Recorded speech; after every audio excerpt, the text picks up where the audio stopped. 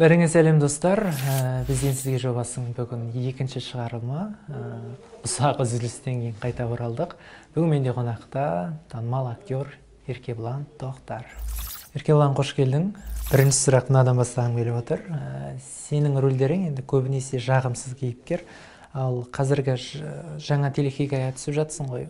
Ол телехикаядағы рөліңде жағымсыз ба? Ол да жағымсыз рөл. Ол бұған дейін ойнаған рөлдерден да бетер. Өте қиын болып жатыр. Мен негізі шынымды айтсам сценарийді оқымаған едім утверждениеге дейін. Именно кешегі сценада сол уақытта оқып, мен шок болып қалдым. Мынау қатты отрицательный екен деп. Бірақ ойнадық енді. Неге саған жағымсыз рөлдерді көп ұсына береді? Қалай ойлайсыз? Өйткені мен кастингқа кіргенде бүйтіп кіремін. Бетіме қарайды да сразу жағымсыз рөл. Мынау күшті келеді. Давай сен көрші дейді. Соны ойнаймын. Қателеспесем, бір Инстаграм жазған едім, бірінші рет жағымды рөл ойнайын деп жатырмын. Иә. Қандай? Ол жағымды болғанда ол... Осы сериал шығар деп ойлаймын. Жоқ, бұл сериал емес. Ол армия туралы сериал. Ол жерде жағымсыз рөлді басқа бала алды. Мен не ар емес, не бер емес содан.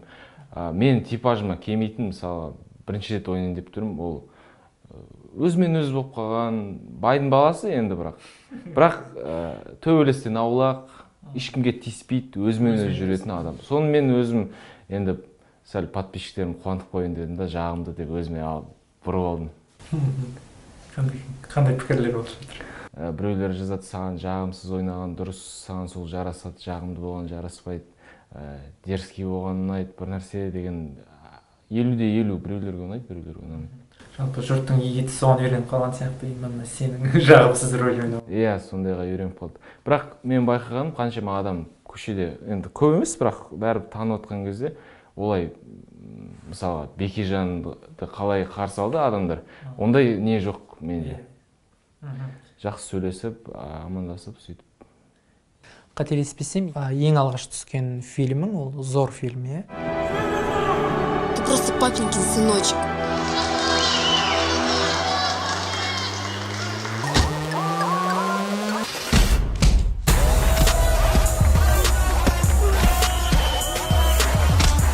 Зор фильмінде басты рөл алу үшін мен 4 жыл массовкада ойнадым. 1 жыл эпизод ойнадым. Одан кейін мен мына жерінде қалым болған. Сол үшін алмай жүрді ғой, мен қалымды алып тастадым, сразу басты рөл бердім. Сол үшін дейсің. Жалпы актер бала кезгі арманың ба? Мен 9-шы класстан бері массовкаға түсіп жүрдім. 9-шы класста келдім, қарадым, адамдар қалай ойнайды, актерға қалай қарайды, тамағын алып келеді, бәрін дайындап береді. Ол ойнайды. Маған мынандай ұнап қалды, ол центр внимания болды. Сон барлығы сонымен амандасып, мен кішкентаймын ғой ол кезде. Маған сол ұнады. Келіп жүрдім. Массовкаға келгенде де мен кім қалай тұрады, қалай ойнайды, свет жаппау керек деген барлығын қарап жүрдім. Мен оқыған жоқпын, актерский образованием жоқ. Сөйтіп опыт жинап, тәжірибе жинап түстім. Негізі мамандығың қандай? Негізі мен программистпін. Бірінші мамандығым, мен АОС-ті бітірдім. Одан кейін мен Каргуды бітірдім. Гуманитарный университет, юридический. Жоқ, юридический и программист. Өнерге дым қатысы жоқ. Енді ойыңда жоқ па? Ойымда бар, Құдай қаласа, жол түсіп жатса, мен шетелге кетсем деп ойлап жүрмін. Россия емес, Европа болмаса Америкаға барып оқып келу керек. Бәрібір мен мысалы қазір өзім актер деп есептемеймін. Мен сұхбат бергенде біреулер сұрап жатқанда мысалға фан митингтер болады. Сол кезде мен өзім актер деп таныстырамаймын, өйткені менде образование жоқ.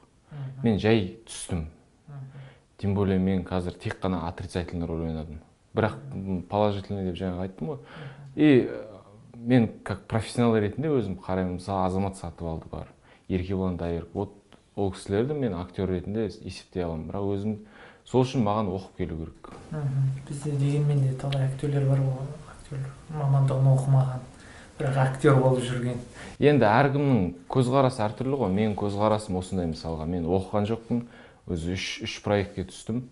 Қазір мен өзім актер деп айта алмаймын. Бірінші рет танысып жатқан, мен танымайтын адамдар болса, не жұмыс істейсің десем, мен жоқ, жұмыс істемеймін деп айтамын. Актермін, бір жерге түсемін, осындай Инстаграм жазып ал деген ондай айтпаймын. Көбінесе ойнайтын рөлдерің жағымсыз кейіпкерлер ғой, өмірде айтып жатпай ма адамдар? Өмірде де сондай жағымсызсың ба деген секілді. Ой, айтады.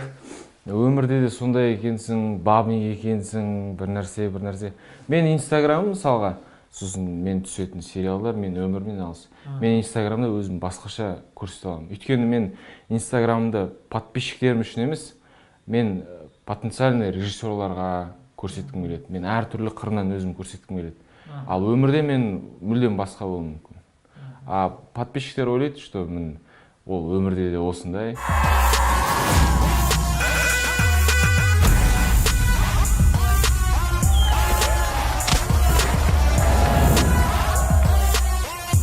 Намечай день-бой. Көптеген қыздармен түсіретін нелерің бар ғой, Инстаграмда. Ол енді хайп емес па?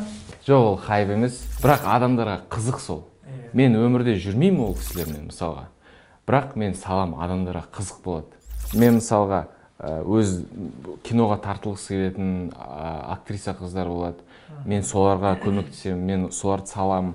Мысалға соңғы Айгерім деген, соңғы деппін ғой. Недавно салған қыз, соны киноларға шақырды, бірақ ол қыздан мен ойнай алмаймын дегеннен кейін түскен жоқ. Мен солай бір-бірімізді тартқанын ұнатамын. Жалпы жарнаманы сен тексеріп жасайсың ба, әлде тексермей жасай саласың ба? Маған жарнама береді, егер жақсы ақша берсе, мен оны тексермеймін. Осы Инстаграм желісі демекші, мен мүлдем байқау дегендерге қатыспайтынмын. Бірақ бір рет соған қатысып көрген едім. iPhone 30 болды ау деймін, қателеспесем. Сол жерде қатыстым, бірақ аяқ астынан ол мүлдем басқа бір парақшаға айналып кетті да. Мен өте қиын тақырып негізі. Достарым да сұрайды, конкурс не болды? iPhone ұтайық та, бір нәрсе. Ол өте қиын болды. Негізі мен ондай конкурсқа жасағым келген жоқ. Бірақ бір кісілер конкурс жасайық, осындай кездесіп сөйлестік, осындай ақша төлеймін, осындай болады, бәрін өзім қадағалаймын деді да, мен уже видео салғаннан кейін, мен ана видеоны Қарағандыға барып түсірдім. Қарағанда съемкаға барған кезде суық, маған жай видео түсірген онша ұнамайды. Интересный болу керек кішкене. Сол видеоны түсіріп салдым, спонсорлар жиналды, подписываться етіп жатыр жаңа конкурстан. И енді қызып келе жатқанда организаторлар жоқ. Мен жалғыз өзім қалып кеттім. Мен просто видео салып, мен лицо болуым керек, ол жерде мен өзім жұмыс істемеуім керек. Сонымен соңына дейін давать ету керек болды. Бірақ мен осы конкурста түсіндім, адамдардың барлығын қандай екенін, именно интернетте, Инстаграмда адамдар қандай болатынын. Өте қатыгез, өте нашар мінезді болып кетеді екен. Мен соңында барлығына разыгрывать еттім, бүкіл балдар. Айфонға келген кезде мен ойладым, мен қазір бір адамға берем, ол ұтады, қалған 10 мың адам сен өтірік істедің деп айтады. Мен тем более спонсорларға барлығын ақшаларын қайтардым. Мен өзім қалтамнан кетті, ақшам бәрі жаңағы. Просто мен подписчиктеріме обещать етіп болғаннан кейін істедім. Сөйттім да, үйге келдім да, қарындасыма бере салдым телефонды. Подписчиктеріме айттым, болды ренжімеңдер, қазір бір адам ұтады. Қалған барлығын сендер айтасыңдар, что өтірік істедің. Маған ондай керек емес. Сендер бәрің айту үшін, лучше бір адам сол списокқа қоса салайын, бәрің айта беріңдер, бірақ мен қарындасым iPhone X бар. Мен одан да қарындасыма берем деп, қарындасыма берем. Қазір енді жасайсың ба ондайлар ма? Жоқ. Миллиард берсе де, бірақ миллиард берсе жасаймын. Бақытсыздар бағы телехикаясы танымалдылығыңды одан сайын арттырған сияқты меніңше.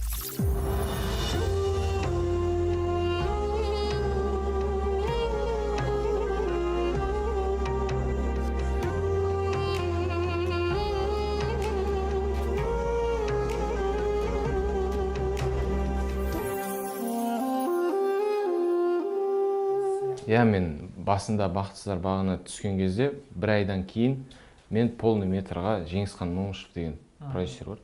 Сол кісінің полный метріне главный роль алғам. Ол положительный роль. Енді мен мына сериалдан сұрануым керек болды бір айға. Сұранғанда мен жіберген жоқ. Маған айтты, или полный метрға барасың, менде түспейсің. Сол кезде мен ойландым, полный метрға түсем. Ал қазір мен еш өкініп жатқан жоқпын бақытсыздар бағына түскеніне.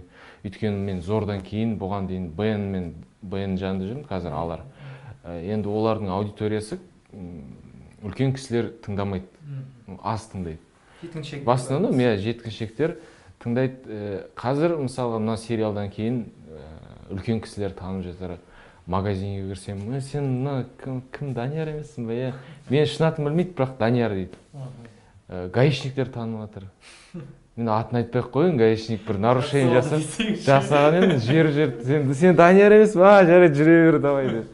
Жалпы сериалға қалай келдің? Кастинг ба әлде жақын? Кастинг, кастинг. Өте қатты отбор болды актерлардан. Ананы қосады, мына екеуін көріңдер, давай мына екеуін көріңдер, бүйтіңдер, сөйтіңдер, үйтіңдер деп 3 аптада әрең дегенде таңдап. Мен негізі Жеңіс деген персонаж бар. Жұлдыз Өмірғалидің күйеуі ойнайтын. Соған кетіп бара жатқан негізі. Сосын алды да сенің жасың келмейді деді. Мен қазір 24-те болсам да, мен оқуды енді бітіріп жатқан, мектепті бітіріп жатқан адамдардың, балалардың рөлін ойнаймын. Жалпы Сатаевтың еліне қатысып көрген жоқсың ба? Жоқ, мен әлі кастингіне бір ретте барған жоқпын. Білмеймін, әйтеуір біз естімей қаламыз ба, ол кастинг болып жатыр деген. Кастинг болып кеткен дейді, сосын жарайды деп жүре беремін. Мен просто Инстаграмда жаңа кастинг деп тұрады. Мен оны қарамаймын да. Мен қыздарды қарап. Енді кейден қарап тұру да керек шығар кастингті. Соны қарау керек. Ана қыздардың бәрін блокқа салып тастау. Жалпы қанша уақыт түсірілді осы бақытсыздар баға? Ой, 8 ай. Ең ұзақ сериал деуге болады біздің қазір. 8 ай түсірілді. Таңғы сағат 5-тен түнгі сағат 10-11-ге дейін.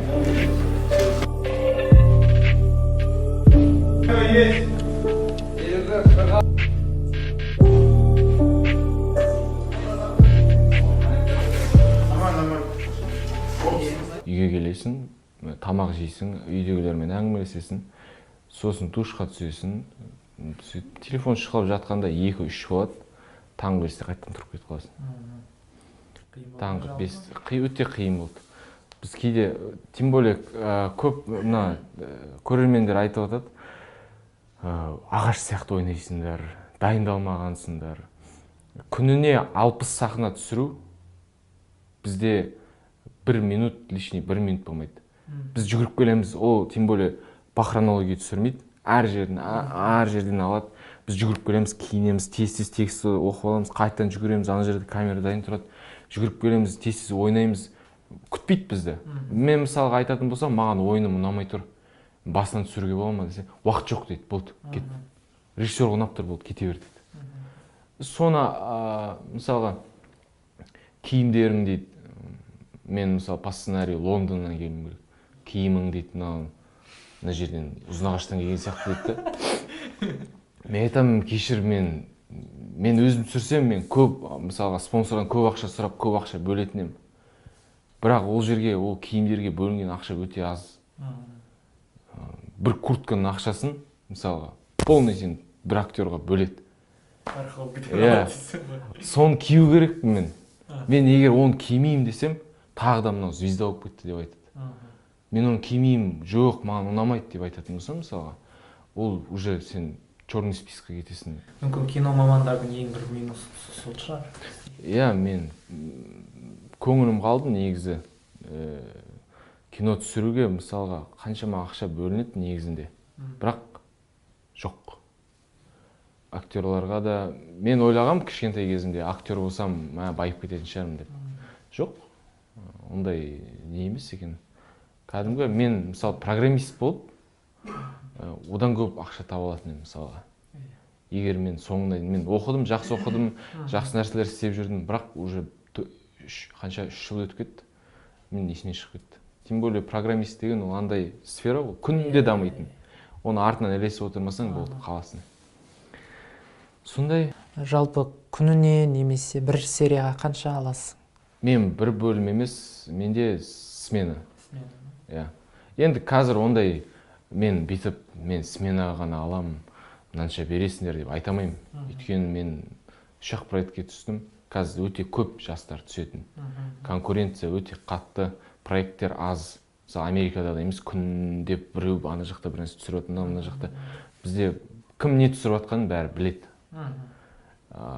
Жас актер болатын, харизматичный, өте жақсы ойнайтын, әдемі, бойы ұзын жігіттер көп. Маған қазір түсу керек, маған әлі опыт жинау керек. Енді Америкаға барып келейін, вот сол кезде сменасына осындай болады деп отырамын да. Көп актерлерден жағдай жасалмайды деп естіп жатамын. Сол қаншалықты рас? Сол расымен де солай ма? Жоқ, бізде кейде гримерный мен машинам болып кетеді. Ішіне давай тез. Отдельно не жоқ, условия жоқ. Мына мысалы бақытсыздар бағында.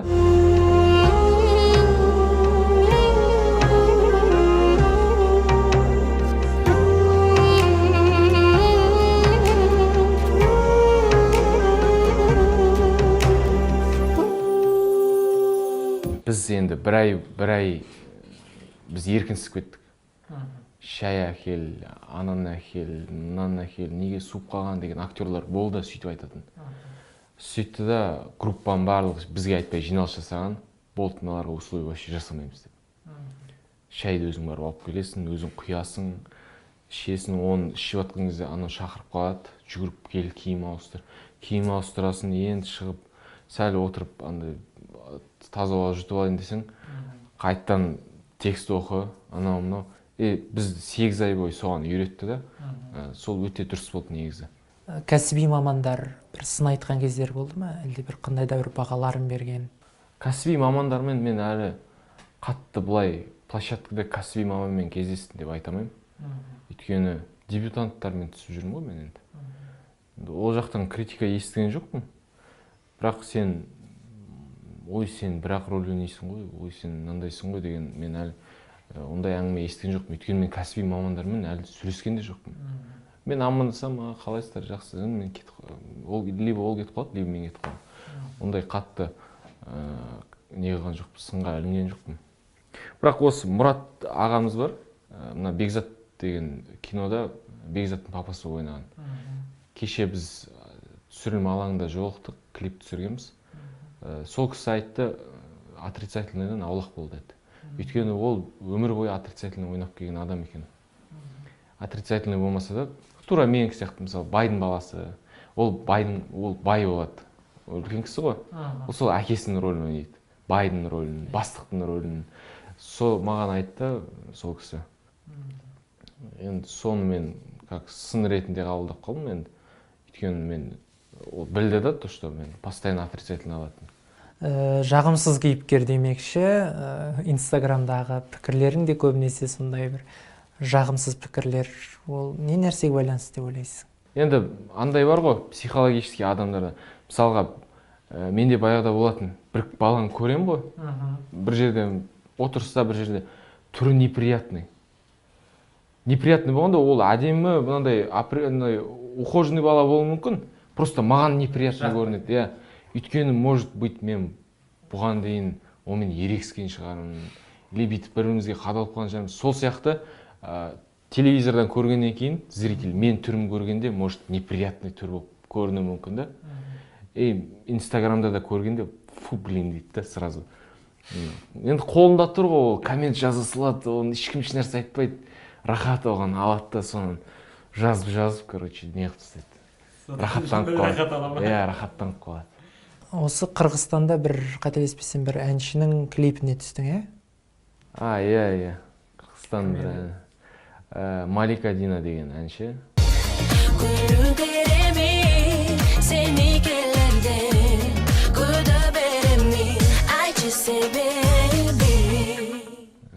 Ол өте популярный қыз екен. Негізі Қырғызстанда сол сіздердің ара қатынастарыңыз болды ма, әлде бір болды бір сол клипке қатысты бір хайп болды ма?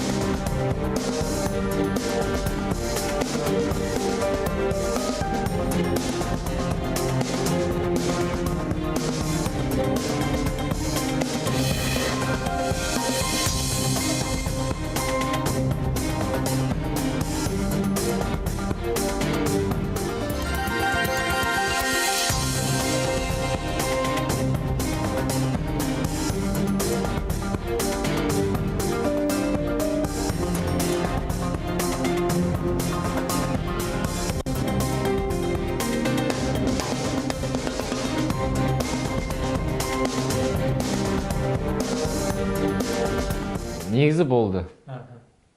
Мен зор киноның несін премьерасын Қырғызстанда өткізген кезде сол кезде таныстым ол қызбен, бүйтіп бірімізге қарап қалдық.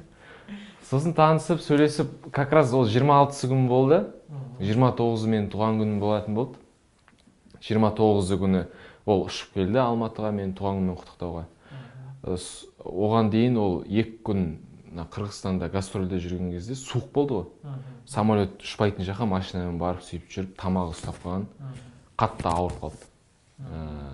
Қатты ауырып қалғаннан кейін мен больницаға жатқыздым. Жаңа жыл бірге өткіздік больницада, инфекционный. Сол уақытта бір аптадай ухаживать етіп жүрдім. Сол кезде екеуміз бірімізге жабысып қалдық қой. Сосын көктемнен өте ажырай бастадық. Сөйтіп ажырап кеттік. Мен де ойладым, мысалға орыс, украинец, белорус, сол сияқты қазақ, өзбек, қырғыз. Орыстар бір-бірін жек көреді. Украинецтер, мысалы, власті жек көреді. Біз енді бір-біріміздің ара қатынасымыз, мысалға мен Қырғызстанға барсам, әншілері, әртістері күтіп алады. О, бауырым, қазақ бауырым кел. Олар бізге келсе, мен күтіп алам оларды. Солай біз ара қатынасты жақсартайын, может, жақсаратын шығар деген ой болған негізі. Бірақ енді, мысалға, ол жаңағы Маликамен жүрген кезде, мен Қырғызстанда біраз адам таныды. Енді қазір мен мына сериалға түсіп біткеннен кейін, мына сериалды қырғыздар да қарап отыр. Өйткені мені таниды. Мысалы, менен бөлек басқа актерларды танитын шығар. Ол популяризация. Мысалға, мына біздің продуктты басқа ел көреді. Енді клипке түстің, мүмкін басқа бір режиссерлер қараған шығар, бір ұсыныс түскен жоқ па сол режиссерлерден? Қырғызстаннан болды. Бірақ біраз адам хабарласты, продюсеріме де хабарласты. Давай, хорошо, түсіреміз дейді. Жоқ, магазиндерде қанша магазин хабарласты, келіп кетіңіз. Бандиттер де хабарласып кетті, келіп кетті. Енді мысалы ол андай ғой. Қазақтың бір қызымен бір өзбектің әнші актері мысалы жүріп екеуі ажырасып кетсе, әр адам бірдей емес қой. Намысына тиіп кететін адамдар болады. Сондайлар енді жаман пікірлер жазып, білмеймін қайдан номерім тауып, звондап деп сондай ситуациялар болған. Бірақ енді оның бәрі опыт қой. Түсінікті. Енді басқа рөлдер түсіп жатыр ма тағы? Осы 2 күн бұрын сөйлестім. Америкаға визаң дайында деді бір кісі. Енді соны білмеймін, мен енді адамдарға қатты сене бермеймін. Көп алдағаннан кейін ба мені, жарайды дедім де, бірақ ешнәрсе жасаған жоқпын. Қолыма контракт түссін, сол кезде давай деді. Бір режиссер бар ма өзің бір түскің келетін? Енді Сатаевтың киносына түскім келеді. Ол кісі өйткені мен ол кісіні Тарантиноға теңегім келеді. Өйткені ол, мысалы, Квентин Тарантиноның киноларын, мен бүкіл киноларын көріп шыққам, стилистикасы бірдей, мысалға, барлық кинолары бір-біріне ұқсайды. Бірақ көргім келеді ол киноны. Балабановтың киносы, мысалға. Сол сияқты біздің Қазақстандағы енді сондай режиссер мен түскім келеді деген Ақан Сатаев. Бизнесмені түсірді. Районы маған ұнады. Единственное, енді районыда бір нәрсе ұнаған жоқ. Каскадерлар қоймаған ба, төбелестері Шикова, мысалы, Бауыржан Абишев деген ағамыз бар, өте мықты каскадер. Сол кісілерді шақырғанда, может, одан күшті болатын шығар деп ойлаймын. Кеше мен сен туралы ақпараттар іздегенде ешқандай бір сұхбат жоқ екен, ешкімге сұхбат бермегенсің бе, әлде қалай? Енді майда-шүйде сұхбаттар болған. Мынандай ұзақ сұхбат менде болған жоқ. Енді съемка түсірілім алаңында келеді, НТК-дан келеді, Хит ТВ-дан келеді. Сол кезде беретін. Бірақ мынандай серьезный сұрақтар енді бұған дейін қойылмаған, өте қызық екен. Андай сұрақтар енді қалай, қанша съемочный күн, бір нәрсе, ондай нелер приколға айналдырып, мен де ха-ха деп күліп жүретін. Қазір енді более серьезно айтып көрейінші дедім. Жалпы шақыра ма сұхбаттарға? Сұхбаттарға шақырады, хорошо, аха деп қоямын, хабарласам деймін, бірақ уақыт болмай кете ма сондай. Кеше де бір сұхбат алды, финансы туралы, ақша туралы алды. Мен бәрін айтып бердім, бірінші рет қанша ақша тапқанын, қалай істегенін. Қызық болды ол да. Сіздермен бірге болған «Бізден сізге» жобасы бағдарлама жүргізушісі мен Ғалымжан Сәңкібаев. Еркебұлан Тоқтармен болған сұхбат көңілдеріңізден шықты деген ойдамын. Егер көңілдеріңізден шыққан болса, каналға жазылып, лайк басып және пікір қалдыруды ұмытпаңыздар. Рахмет.